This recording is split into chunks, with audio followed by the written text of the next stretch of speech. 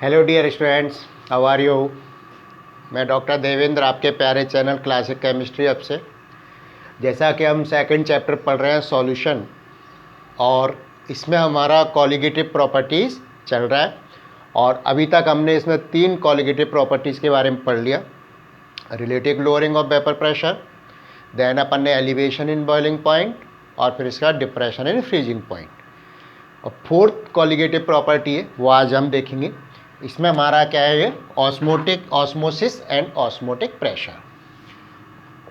Topic है अपना osmosis and osmotic pressure. Osmotic pressure main तो हमारा ऑस्मोटिक प्रेशर अपन पढ़ेंगे, लेकिन उससे पहले अपन ऑस्मोसिस के बारे में थोड़ा सा समझेंगे कि ऑस्मोसिस क्या होता है।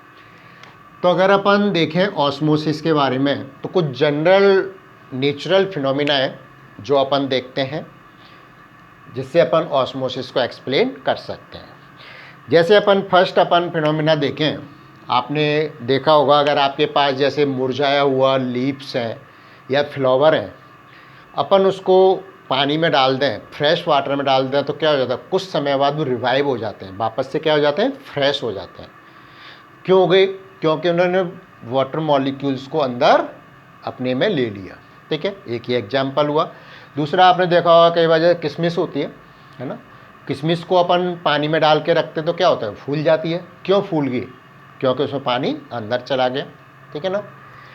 ऐसे ही आपने देखा होगा, एक जैसे कैरी होती है, गर्मियों में अपन कैरी का अचार डालते हैं, तो कुछ समय बाद जब अचार डालने के बाद देखते हैं तो कैरी क्या होती है, रिंकल्ड पड़ जाते हैं, सिकुड़ जाती है।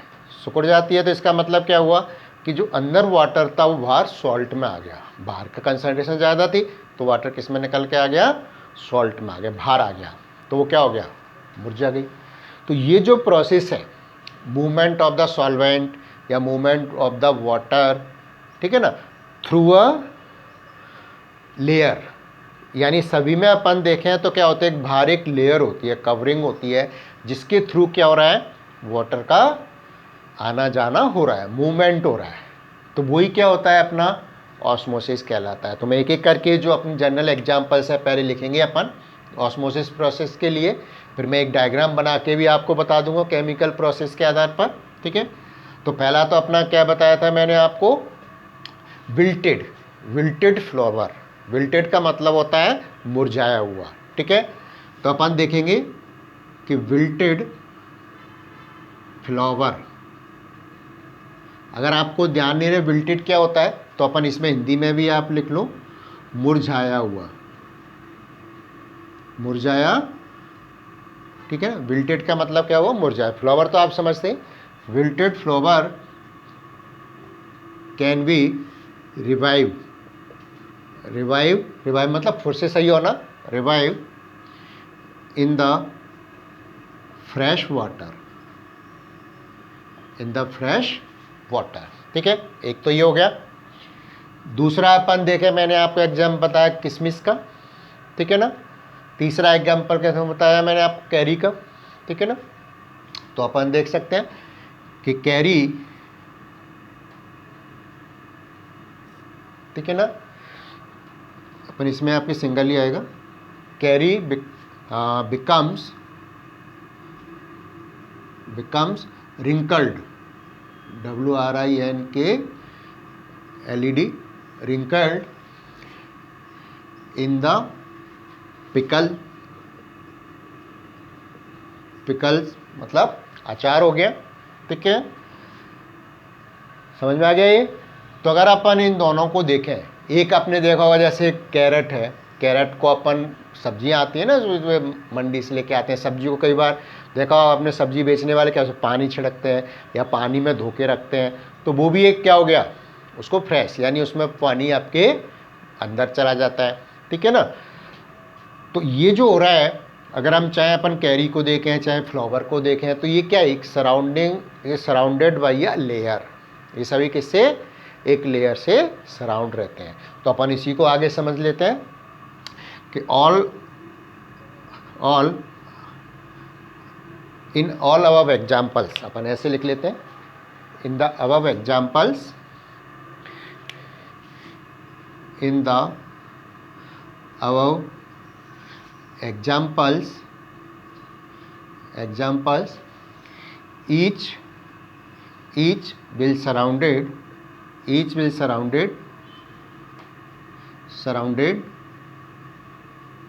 by a layer. इससे क्या रहती है, एक लेयर से सराउंड रहती है, ठीक है. This layer having a network of submicroscopic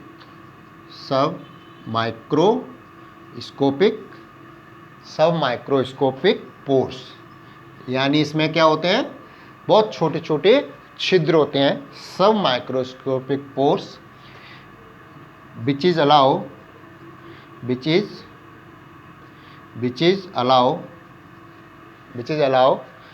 the passage of liquid, और क्या कह सकते हैं, solvent molecules, passage of solvent molecules, not the solute molecules. यानी एक बहुत ही छोटे पार्टिकल्स को ये क्या करते हैं, अलाउ करते हैं to pass through the layer, ठीक है. तो एक तो आपके एग्जाम्पल होगा, इसी को हम क्या कह सकते हैं, इसमें आपके नेचुरल लेयर भी होती हैं और सिंथेटिक लेयर्स भी होती हैं, ठीक है ना. तो अगर अपन देखें यहाँ पर नेचुरल लेयर, दीज लेयर को हम क्या कहते हैं, जो सॉल्वेंट को तो अलाउ कर रहा है लेकिन सॉल्यूट को अलाउ नहीं कर रहा है, not the solute. These layer are called, this type of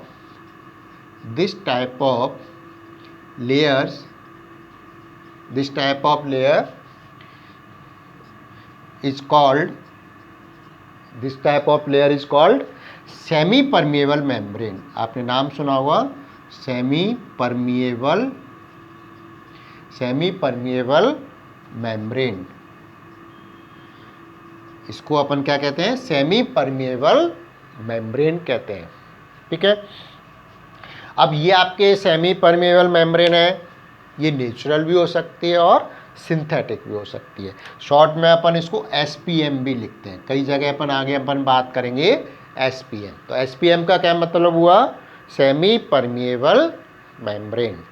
अब इसमें अपने एग्जाम्पल्स हैं, जैसे अगर अपन देखेंगे नेचुरल SPM, ठीक है. तो नेचुरल SPM में एक तो क्या आता है, पिग ब्लैडर आता है, ठीक है ना. जो पिग जानते हैं ना, सुअर, पिग ब्लैडर, ये क्या होता है, as a semi permeable membrane काम करता है, नेचुरल. और दूसरा अपन देखें, इसमें पर्चमेंट मेम्ब्रेन आती है, एक पर्चमेंट मेम्ब्रेन, ये भी क्या होती है, नेचुरल है, ठीक है. लेकिन अपन है synthetic SPM, semi permeable membrane, ये सेलोफेन की बनी होती है, सेलोफेन ये मटेरियल होता है, इससे भी अपन क्या करते हैं, सेमी परमिएबल मेम्ब्रेन बना सकते हैं. तो ये सेमी परमिएबल मेम्ब्रेन नेचुरल भी हो सकती है और सिंथेटिक भी हो सकती है.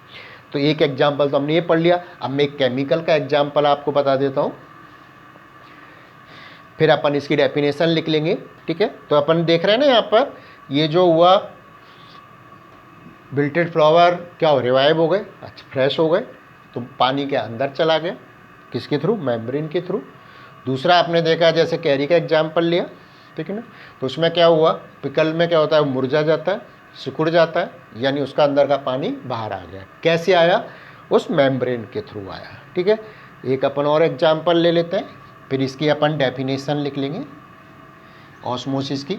इसी के बेसिस पे आएगा कि flow of solvent molecules from the solvent side और लो कंसंट्रेशन सॉल्यूशन, वो अभी अपन लिख लेंगे. एक एग्जांपल में और बता देता हूँ आपको. देखिए, मान लीजिए हम कोई एक पॉट ले लिया हमने, ठीक है, एक हमने क्या लिया इसमें, पॉट ले लिया, और इधर आपके क्या है, ये हमने क्या लिया इसमें, वाटर लिया, ठीक है, और इसमें हमने एक फनल ली हमने इसमें लिया, और इसमें हमने क्या किया है, इस पर सेमी परमेबल मेम्ब्रेन लगा दी। क्या लगा दी, सेमी परमेबल मेम्ब्रेन, और इसमें अपन अंदर सॉल्यूशन भर लिया हमने कॉपर सल्फेट का, अभी हम बता देते हैं, ठीक है। तो ये तो हमारा क्या है, SPM सेमी परमेबल मेम्ब्रेन, और इसमें जो सॉल्यूशन हमने लिया है वो ले लिया हमने, मान लीजिए कॉपर सल्फेट का सॉल्यूशन। तो यहाँ पर अपन देखेंगे पानी क्या करेगा, पानी इसमें अंदर मूव करेगा सॉल्यूशन में, अभी बताया ना सेमी परमेबल मेम्ब्रेन के थ्रू, तो धीरे धीरे इसका क्या होगा, लेवल आपका बढ़ जाएगा। और जो कलर ऑफ सॉल्यूशन है कॉपर सल्फेट का सॉल्यूशन क्या होता है, ग्रीन होता है, ब्लूइश ग्रीन, तो वो धीरे धीरे उसका कलर क्या हो जाता है, लाइट हो जाता है, हल्का हो जाता है, ठीक है। इसी तरह मान लीजिए मैं एक एग्जांपल और लेता हूँ, ये तो वाटर का ले लिया हमने, एक हमारे पास मान लीजिए दोनों सॉल्यूशन है, एक मान लीजिए मैं एक एग्जांपल और बना लेता हूँ आपको, और इसी से अपन प्रेशर को भी समझा देंगे, ऑस्मोटिक प्रेशर को, ठीक है।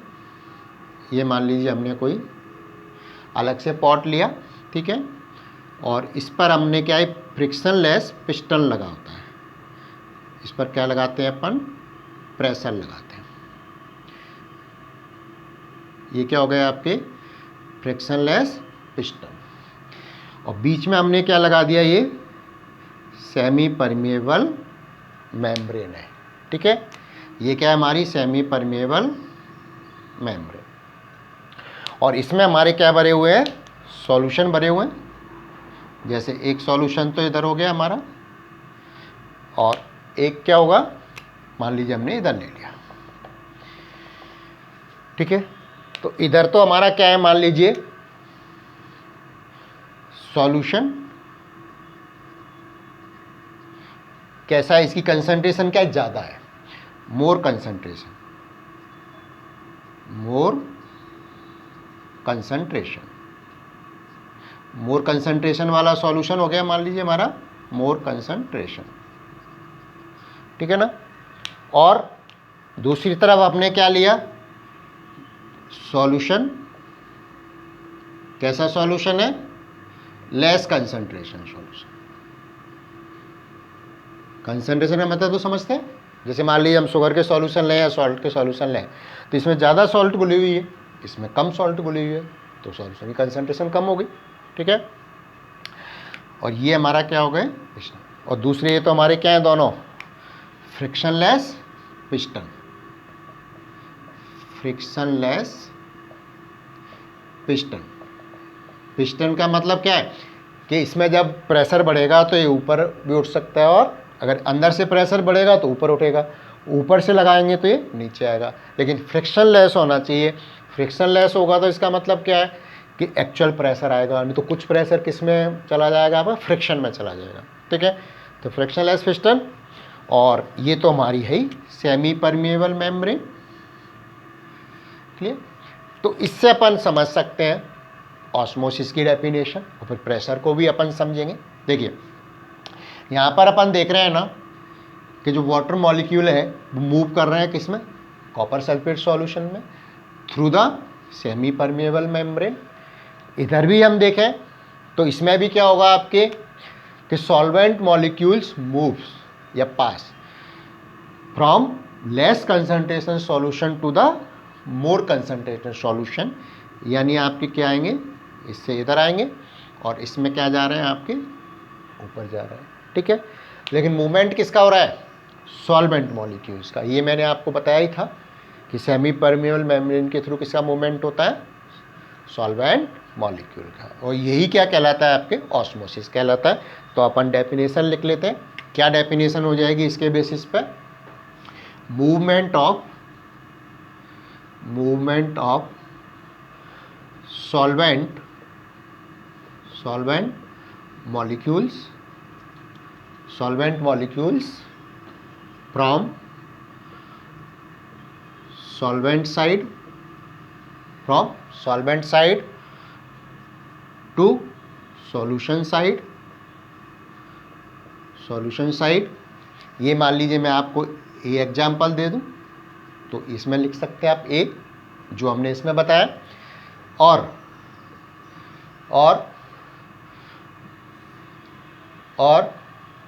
From less concentrated solution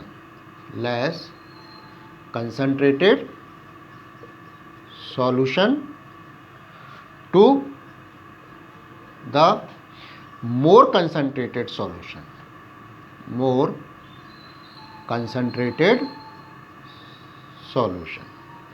side, जो अपन ने किस में लिखा, बी में। ठीक है, यहाँ आप देख रहे हैं तो क्या हो रहा है, लेस कंसंट्रेटेड सॉल्यूशन से मोर कंसंट्रेटेड सॉल्यूशन की साइड में क्या हो रहा है, सॉल्वेंट का मूवमेंट हो रहा है। तो movement of solvent molecules from solvent side to solution side और from less concentrated solution to the more concentrated solution is called osmosis. इसी को हम क्या कहते हैं, ऑस्मोसिस कहते हैं। ठीक है, अब मान लीजिए अपन बात करें ऑस्मोटिक प्रेशर की। ठीक है, यहाँ पर आप देखेंगे कि जब solvent molecules less concentrated solution से मोर कंसंट्रेटेड सॉल्यूशन की तरफ आएंगे तो इसका वॉल्यूम बढ़ेगा और ये जो पिस्टन है ये क्या होगा, आपके ऊपर उठेगा।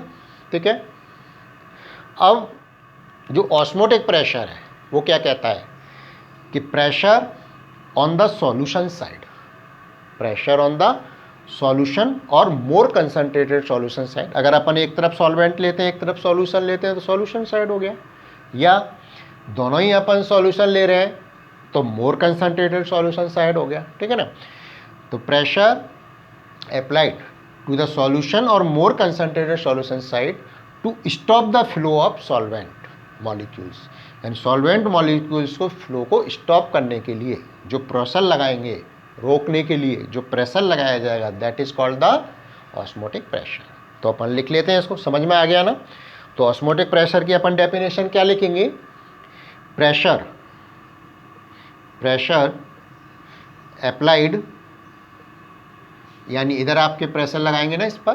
ठीक है, pressure applied to the solution side और मोर कंसंट्रेटेड,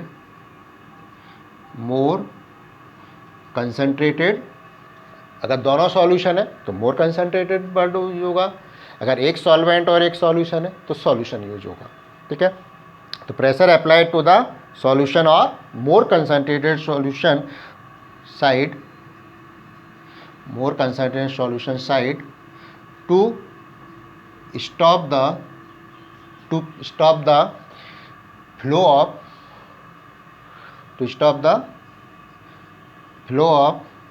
solvent molecules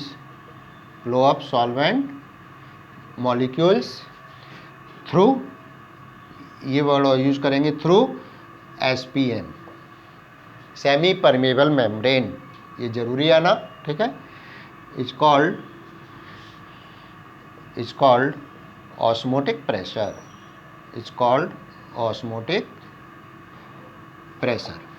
ठीक है, ये इसमें भी अपना वर्ड आना जरूरी है।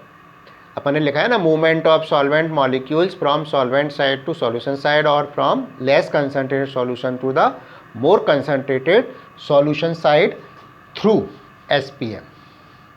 ये अपन लिखेंगे यहाँ पर थ्रू SPM। ठीक है ना, through SPM, semi permeable membrane is called osmosis. समझ में आ गया ऑस्मोटिक प्रेशर क्या होता है। तो ये प्रेशर अपन यूज कर रहे हैं यहाँ पर। ऑस्मोटिक प्रेशर को अभी हम आगे फॉर्मूले में लिखेंगे, पाई से लिखते हैं। ठीक है, तो पहले एक बार इसको कॉपी कर लीजिए।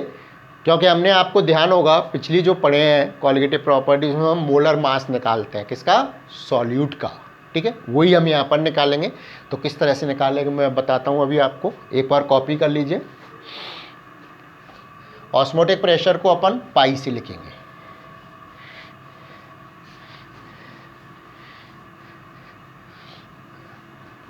अब अपन इससे मोलर मास निकाल लेते हैं, ठीक है, ऑस्मोटिक प्रेशर से।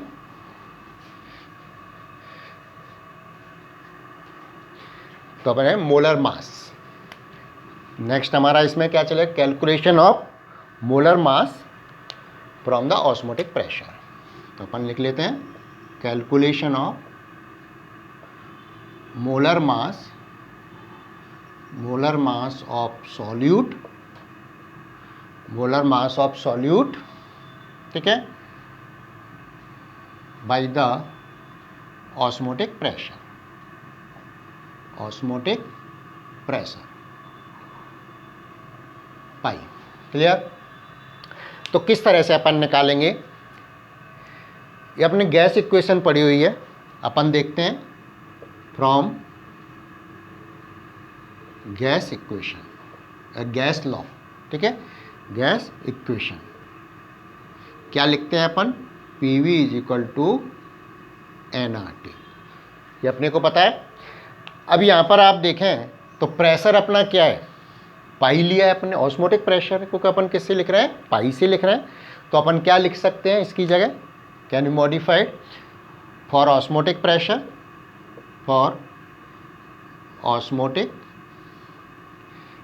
ऑस्मोटिक प्रेशर क्या हो जाएगा, ये पी की जगह क्या हो जाएगा, पाई आ जाएगा। तो pi V is equal to nRT। अब आपको मालूम है n क्या है, नंबर ऑफ मोल्स, ठीक है, तो n क्या है, नंबर ऑफ मोल्स। और अगर अपन इसको NB से लिख लें, NB, तो NB क्या हो जाएगा, number of moles for solute. ये अपन पहले भी यूज करते हैं ना, बाकी का तो आप जानते हैं, पाई ऑस्मोटिक प्रेशर है, V क्या हो गया, वॉल्यूम ऑफ सॉल्यूशन, ठीक है, R क्या हो गया आपके गैस कांस्टेंट, और T आपका क्या है, टेम्परेचर किस में होगा आपके, इन kelvin. Clear.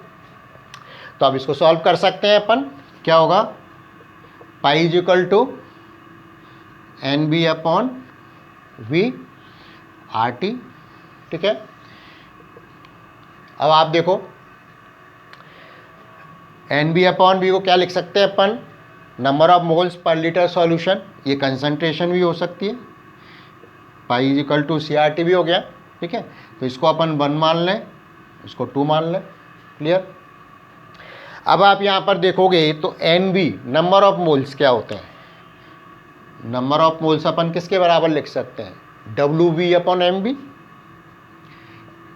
In mass of solute, weight of solute upon molar mass solute, ये अपन नंबर ऑफ मोल्स हो जाएंगे। तो इसमें वैल्यू रख दीजिए आप, ठीक है। तो put the value of NB in equation first, क्या हो जाएगा देखिए, pi is equal to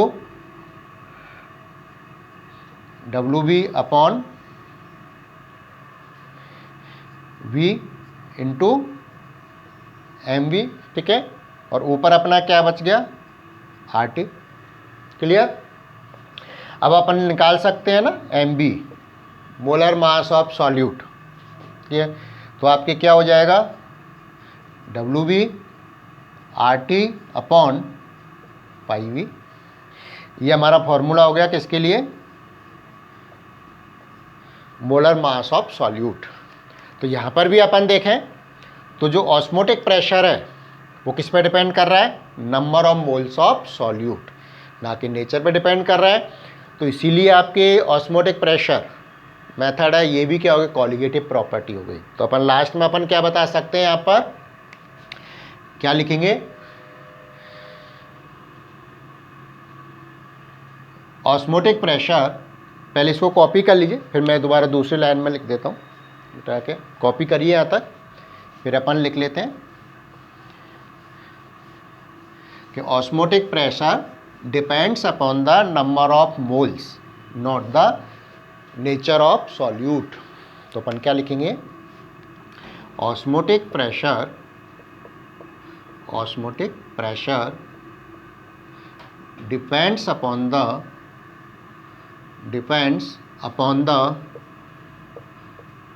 number of moles not the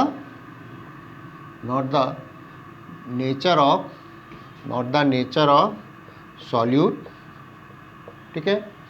hence it is क्या हो गया? it is colligative properties,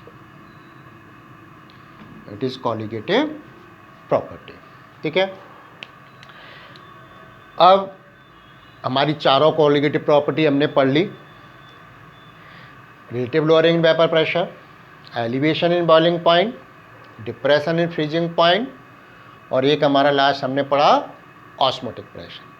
तो अब एक क्वेश्चन आता है कि अपन इनको कहाँ यूज कर सकते हैं। जैसे आपके एक तो माइक्रो मॉलिक्यूल्स होते हैं, बहुत छोटे मॉलिक्यूल्स होते हैं, एक हमारे पास क्या है, बड़े मॉलिक्यूल्स होते हैं, जैसे प्रोटीन्स हैं, सेलुलोज है ना, ये क्या बड़े मॉलिक्यूल्स होते हैं। तो किस में अपन किसको यूज कर सकते हैं वो अपन थोड़ा सा देख लेते हैं। आज का ये लास्ट टॉपिक है, ठीक है। तो अपन देखते हैं कि भाई कई बार ये क्वेश्चन आता है, CBSE में पहले भी आया हुआ है ये, ठीक है, कि for which type of molecules which colligative properties used. Clear? अगर हम यहाँ पर देखें, जैसे अपन फॉर द माइक्रो मॉलिक्यूल्स, अगर अपन माइक्रो मॉलिक्यूल्स की बात करते हैं, ठीक है, तो फॉर माइक्रो मॉलिक्यूल्स, क्योंकि जनरली तो माइक्रो मॉलिक्यूल्स होते हैं, बहुत छोटे छोटे मॉलिक्यूल्स होते हैं, ठीक है। तो फॉर द माइक्रो मॉलिक्यूल्स जो ऑस्मोटिक प्रेशर है, ऑस्मोटिक प्रेशर, ठीक है, टू लो, बहुत कम होता है, ठीक है। तो for micro molecules osmotic pressure is very low, और अपन इसको क्या लिख सकते हैं? टू लो, ये भी एक ही मतलब होता है, ठीक है, लो। So it can not be calculated,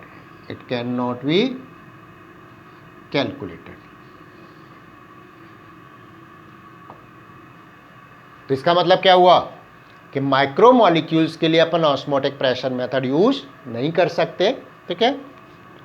for these molecules, so for these molecules अपन कौन सा यूज करेंगे? Depression and freezing point. Hence for these molecules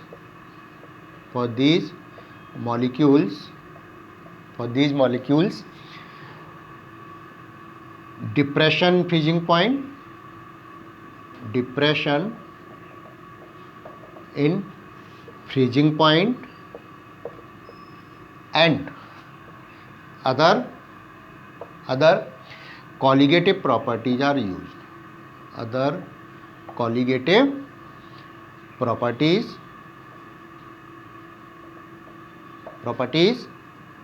are used, ठीक है। while, अब हम दूसरी बात करें, while for the macromolecules, मतलब मैक्रोमॉलिक्यूल्स के लिए, फॉर द मैक्रोमॉलिक्यूल्स जो डिप्रेशन फ्रीजिंग पॉइंट है ये बहुत ज़्यादा होता है, ठीक है। For the macromolecules depression in freezing point is very large, so So for these molecules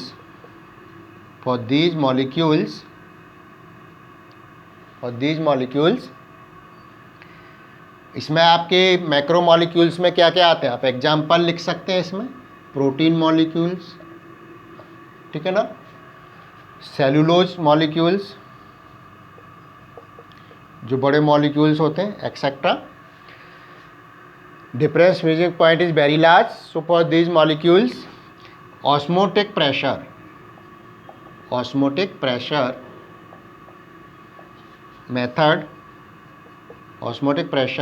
method is used. इसका मतलब ये है कि जब भी हमें कोई मॉलिक्यूलर मास, इनसे हम क्या करते हैं, मॉलिक्यूलर मास कैलकुलेट करते हैं, मोलर मास कैलकुलेट करते हैं, ये तो अपन ने देखा ही. तो अगर मान लीजिए मोलर मास बहुत ही कम है तब भी कैलकुलेट करना आसान नहीं होगा, या बहुत ज़्यादा है तब भी कैलकुलेट करना आसान नहीं होगा. तो इसलिए अपन जो माइक्रो मॉलिक्यूल्स हैं उनके लिए ऑस्मोटिक प्रेशर तो बहुत ज़्यादा, मतलब आपके क्या होता है, बहुत कम हो जाता है, ठीक है ना, वेरी लो होता है. इसलिए अपन ने क्या है, इसको depression in freezing point use किया. जबकि इसमें आपके क्या हो जाता है, मैक्रो मॉलिक्यूल्स के लिए ये बहुत ज़्यादा होगा. तो इसलिए अपन क्या यूज कर लेते हैं, ऑस्मोटिक प्रेशर मेथड यूज करेंगे. इनको आप रिवाइज करिए. आज हमारी ये आपके कॉलिगेटिव प्रॉपर्टीज़ थी, वो हमारा कंप्लीट होता है, ठीक है. अब नेक्स्ट वीडियो में अपन कुछ तो टाइप ऑस्मोटिक प्रेशर के बेसिस पर हमारे 3 टाइप्स के सॉल्यूशन होते हैं, ठीक है ना. एक तो अपन आइसोटोनिक, हाइपरटोनिक, हाइपोटोनिक, इनके बारे में बात करेंगे. और फिर कंडीशंस, यानी जो अपने कॉलिगेटिव प्रॉपर्टीज़ पढ़ी ना, इनके लिए क्या कंडीशन है मॉलिक्यूलर मास, जब से हमारे करेक्ट मोलर मास आए. अगर इनमें कुछ चेंज होता है प्रॉपर्टीज़ में या कंडीशंस में, तो किस तरह से आपके मोलर मास चेंज हो सकते हैं, वो अपन नेक्स्ट वीडियो में बात करेंगे. तो एक तो कंडीशंस की बात करेंगे नेक्स्ट वीडियो में कि what are the conditions for the proper calculation या proper result of the molar mass. फिर अपन टाइप्स ऑफ सॉल्यूशन पढ़ेंगे on the basis of the osmotic pressure, जिसमें अपने आइसोटोनिक, हाइपोटोनिक और हाइपरटोनिक, ठीक है. तो आज इसमें यहीं तक. Thank you very much.